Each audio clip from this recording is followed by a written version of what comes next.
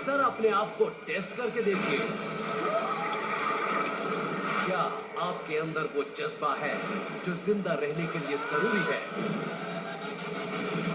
तो आइए जानते हैं डू और डाई में।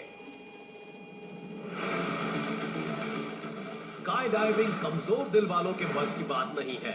हालांकि स्टैट्स कहते हैं कि स्काई डाइविंग करना कार ड्राइविंग से कहीं ज्यादा सेफ होता है, लेकिन इसके बावजूद ये खेल अनहोनी घटनाओं से खुद को बचा नहीं पाता। सीनियर डेयरडेविल लवर्न एवरेट को बिल्कुल भी अंदाजा नहीं है कि आज ऐसे ही एक अनजाने खतरे से उनका सामना होने वाला है।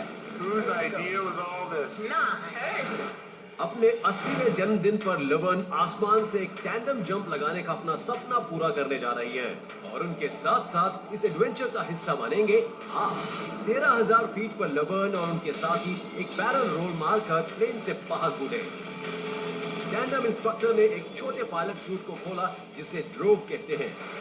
सब कुछ ठीक ठाक लग रहा था, लेकिन जब कैमरा उनके थोड़ा और करीब गया तो सामने एक दिल दहला देने वाला मंजर था। लवर्न अपने हार्नेस से आधी बाहर लटकी हुई थी। ग्राउंड से तकरीबन 3 किलोमीटर ऊपर उनका अपर बॉडी स्ट्रैप कंधे से फिसलकर नीचे आ गया था और उनकी शर्ट ऊपर उठकर उनकी आंखों के सामने आ गई थी। यानी वो हवा में है और उन्हें कुछ नजर नहीं आ रहा। बस इतना समझ लीजिए कि स्ट्रैप में अटके उनके घुटने और उनके पार्टनर की कांपती ग्रिप ने उन्हें नीचे गिरने से रोक रखा है। लवर्न के पार्टनर ने उन्हें पकड़ रखा है। वो उन्हें छोड़कर कुछ और नहीं कर सकते। अब जो करना है लवर्न को करना है। अब खुद को लवर्न के हार्नेस में रखकर सोचिए, इस स्थिति में आप क्या करेंगे? ए, अपने पार्टनर का रिप कॉर्ड लेकर मेन शूट को खींचेंगे। बी, विंड रेजिस्टेंस यानी हवा को रोकने के लिए अपनी बाहों को चील की तरह फैला देंगे। या सी, अपने पैरों को कसकर पकड़ के एक खतरनाक राइड के लिए तैयार हो जाएंगे।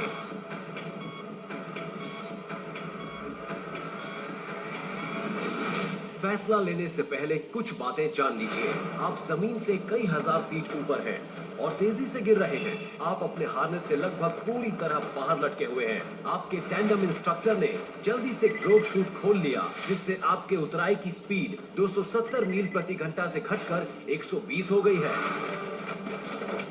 लेकिन राहत की कोई बात नहीं है, क्योंकि इसके बावजूद आप 170 फीट पर सेकेंड की स्पीड से नीचे गिर रहे हैं। समझिए कि एक छींक में आप एक 20 स्टोरी बिल्डिंग की लंबाई पार कर रहे हैं। इसके हिसाब से आपको जमीन से टकराने में 1 मिनट से भी कम का वक्त लगेगा। यानी करो या मरो की स्थिति है। तो क्या होगा आपका फैसला? ए, बी या फिर सी? सोचकर कदम उठाइए। इस हालत में क्या करेंगे आप? आप ग्राउंड की तरफ तेजी से बढ़ रहे हैं। ऐसे में अपने पार्टनर का रिप कॉर्ड लेकर मेन शूट खोलने से नीचे गिरने की आपकी स्पीड कम हो सकती है। वैसे भी जब आप जमीन की तरफ एक बुलेट ट्रेन की स्पीड से बढ़ रहे हो और ऐसे में अगर कोई तरीका आपकी इस बुलेट रफ्तार को कम कर सके तो इसमें हर्ज ही क्या है। कैनोपी के खुलते ही आपकी स्पीड 120 मील प्रति घंटा से महज 18 मील प्रति घंटा हो जाएगी।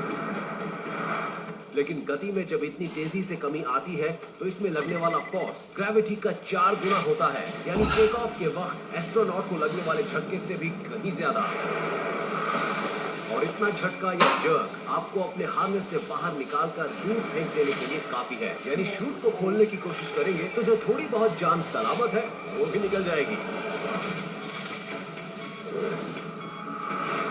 नीचे जाने की रफ्तार कम करने के लिए अपनी बाहों को चील की तरह फैलाकर हवा को रोकना भी एक तरीका हो सकता है।